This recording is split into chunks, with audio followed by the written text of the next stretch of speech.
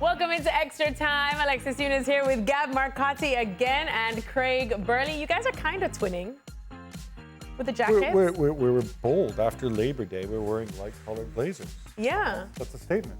Why do they say that? Don't know why. Like not to wear white or light colors after Labor Day?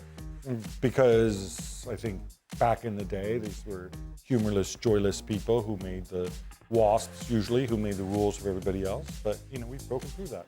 You've broken through that, and still we rise. I thought you were talking about me there. Humorless, joyless WASP. What are you laughing at? The humorless, joyless. No, Craig's full of humor. Right, You should stop. see him off camera. Off camera. All right, the first question is for Craig. Craig, how scandalous was it that ESPN didn't have you on the panel last night? Night of Ballon d'Or. Strategic move from the bosses. And one that you're thankful for. Oh, very. Well, I am not. I'm not impartial to a day off when I can get one. Particularly if it's the Ballon d'Or, I'm happy to leave that to others. So yeah, I had to get prepared for the big La Liga games. Yes, because you're on 2 this week, aren't you? Yeah. All right, there you go. Well, Gab slotted in. That was great. They had fun. I was asked to fill Craig's big shoes. No, you were here anyway. What's true? You would have been in anyway. All right, next question. Also for Craig. Wow. Craig, is it a coincidence? Uh-oh, you're going to love this one. Is it a coincidence that you and Frank are on today and not yesterday? Was it because you were too engaged in the ceremony to make the show? I'll be honest, I didn't even know that it was the Ballon d'Or yesterday. Oh. One every year. Yeah, but I didn't know it was yesterday till late in the day. Oh, we actually forgot that we have Frank LeBeouf with us. Frank, I am so sorry. We forgot that you had us with us. We were having too much fun here at the desk. That's all right. That's all right. It's Now- always a joy to watch you. You know what? During the show, during the show, I saw that the youngest guy who scored goal for Real Madrid was Alberto Rivera. And I said, I know that guy. And in fact, I played with him in Marseille. He was on loan from Real Madrid with Marseille. So I played a couple of games with him, I think, yeah. And to answer to your question, I didn't know either that it was the Ballon d'Or. I was at the show. You live in Paris, Frank. No, but I don't care. I went to see an astrophysician talking about stars, but the real stars, you know. I didn't even know. There was a great show about, you know, a guy explaining the stars and the universe and everything. I was so far away from the Ballon d'Or, and it was so much interesting than the Ballon d'Or. You went to an astrophysician. Astrophysicist. Yeah, it's a show. It's a fun show. Yeah. What Astrophysicist. I heard my old teammate was hosting it. Ruud Gullit. Yeah, I heard it went well. Yeah, and they had not just that. Somebody said it went. Cause I didn't watch it, but somebody said it went really well. I watched it. I told you what. I know you did. We had DJ Snake. DJ Snake and Javier Pastore, who I think this is like a nod at Paris Saint-Germain. Says we need to bring in our greatest ever player of the kind of pre-Qatar era to show that we have a lot of history, even though the club was founded in 1970. And so it's either going to be George Weah or it's going to be Javier Pastore. George Weah unavailable, so they wheel Javier Pastore all the time. And he gave the award, I think, for best club of the year, which was won by, no prizes for guessing, Paris Saint-Germain, of course. It was him and a guy called DJ Snake, who reminded us that he's Paris-born. Don't talk about DJ Snake. He's a friend of mine. I thought he would be. DJ Snake is a friend of mine. So the guy is a monster in the world of music. Well, he's just a DJ, of course. He's not a musician per se, but he's a great guy. He lives in Miami and support Paris Saint-Germain like crazy. And he's a great guy. He doesn't even live in Paris, and he claims to be such a massive Paris Saint-Germain fan. Well, you know, when you earn too much tax, you don't want to live in France. So it's better to be in Miami. Why do they need to get these people on? What, DJ Snake? Any of them? It's for the show, isn't it? Because show? God forbid we have a 30-minute show where you just hand out the awards and off everyone goes. Yeah. 30 minutes. You have to drag it out. That's 29 minutes too long. 1 minute, in and out, bosh. Announce it all. There you go. In fact, I wouldn't even have them there. Just get them on the big screen. Fair. Sat at home with a cup of hot chocolate or something, and Usman, you've won the Ballon d'Or. And he goes like that and then switches it off. Yeah. Here's yours, Aitana.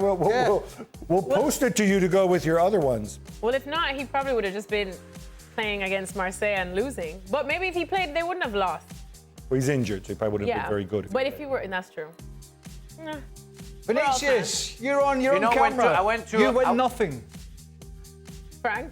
You know that on Sunday I took the train to go to Marseille to work for the game for the Marseille Paris Saint-Germain, and the game was postponed at Monday night, and so I had to go back to Paris to see the astrophysicist, as you said. And so I missed the Marseille game, the classic, and I missed the Ballon d'Or. Yeah, but I learned so much about stars, so it's fine. All for the astrophysicist. That's something I never thought I would need in life, but now I'm questioning it. I pictured you as like a little girl with a big telescope in Jamaica looking up at the stars, no? No. I did look up at the stars, but we didn't have a telescope.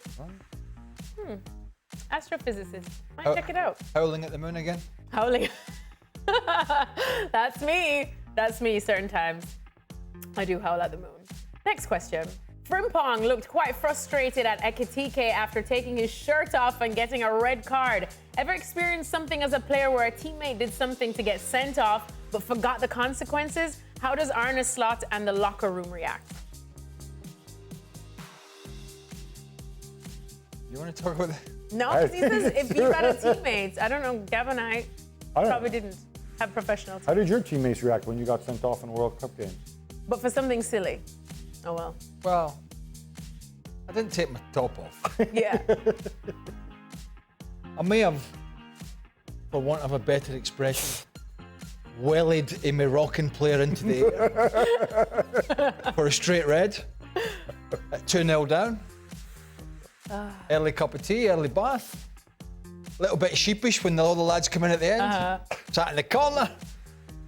Actually, it's one of those nights, isn't it? But no, I mean, that was a kind of red mist moment, sort of heat of the moment. This is just silly. Yeah. Really.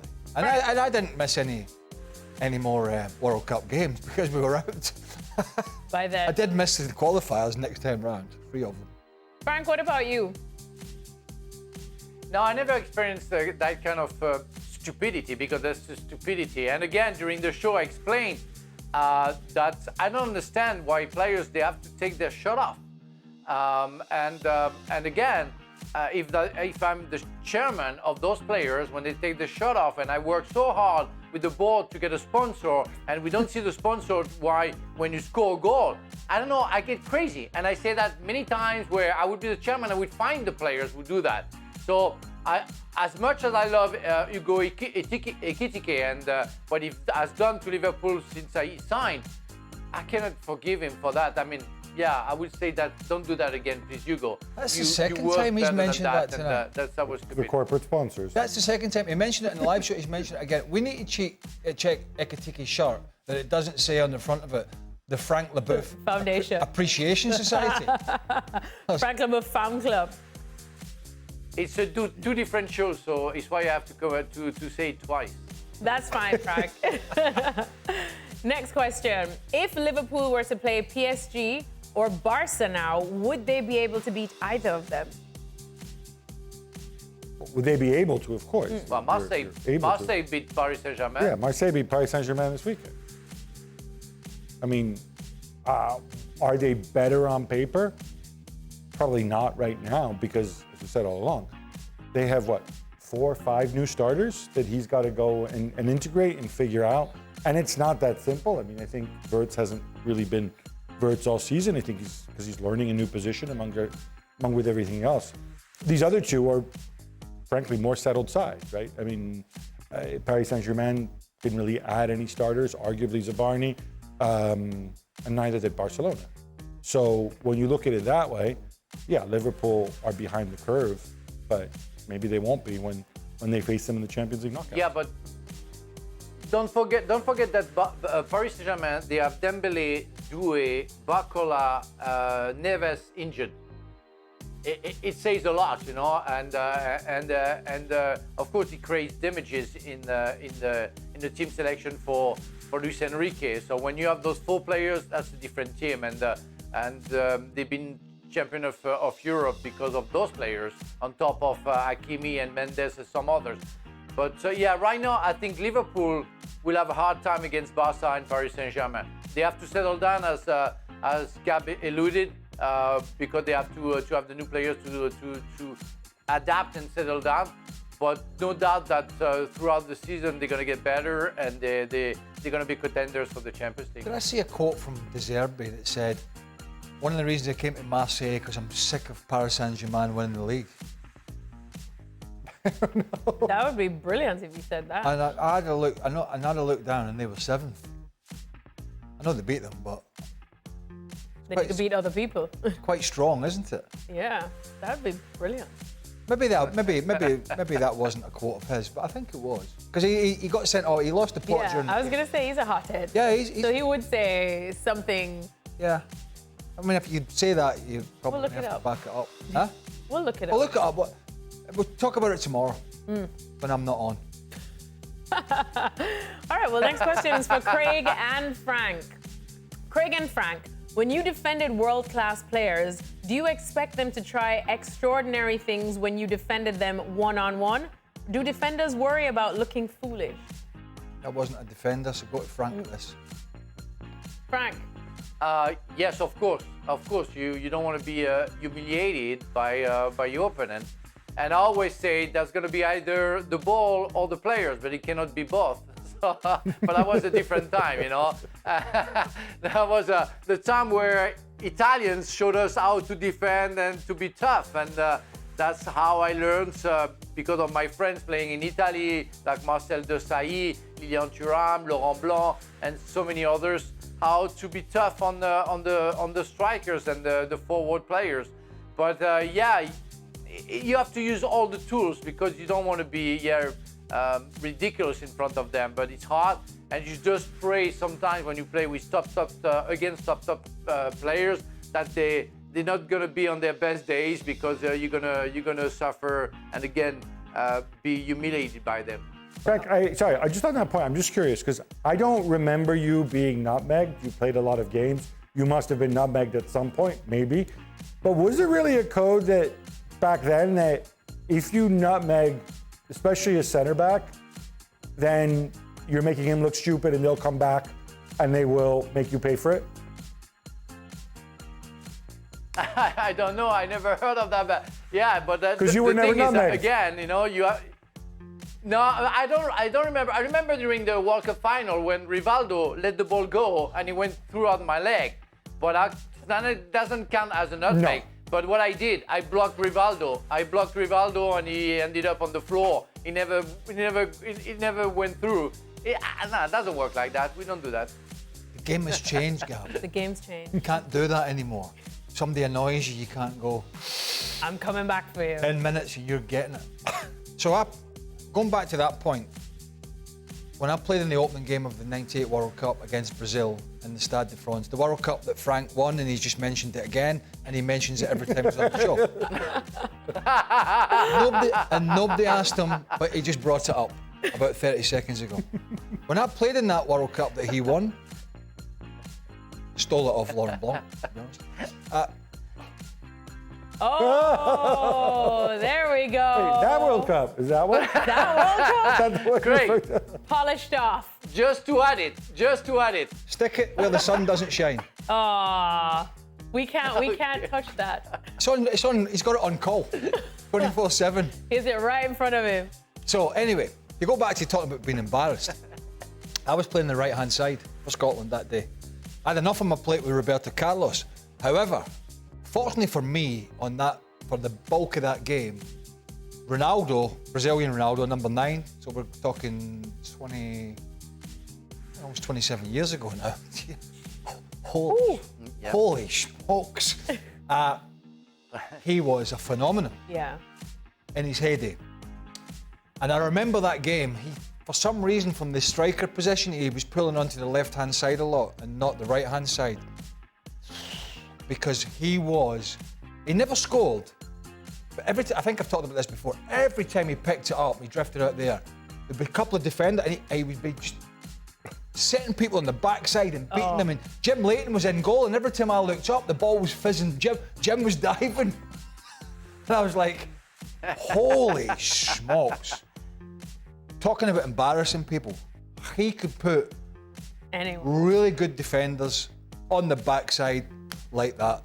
And you just hate playing against people like that. It's just, they do things that you're not expecting. So just to come back, Craig, just to come back to that wonderful World Cup that I won, I remember that the morning of the final, Lilian Thuram and Marcel Desailly were talking about Ronaldo and saying, you know, it's going to be crazy. He's going to move his leg. You don't see the ball. He's like a magician, and he's going to go far, and you're not going to get it. And I say, well, okay, thank you guys. You know, I'm going to face him for 90 minutes within like 7 hours.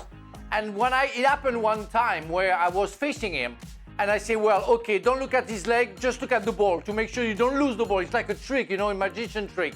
And I don't know, I tackled, suddenly I say, I go for it. And I tackled, and I was so lucky, I touched the ball, and I say, oh my God, for me, I won the game already. I touched the ball. That was my hit of the game, because, yeah, Craig mentioned that. That guy was unstoppable. It was so fast on his tricks, on his movements, that it was impossible to stop him. It's not a show, it's extra time. It's pretty much coming to a close, but there is a request into Mike, our director, if he, and this is the request, if he mentions World Cup once more, we either fade him to black or we take his mic. Show us again. Mike, talk about I can talk about the European Championship if you want. There we go! We've got some salty Susan here. Advantage Burley. Burley.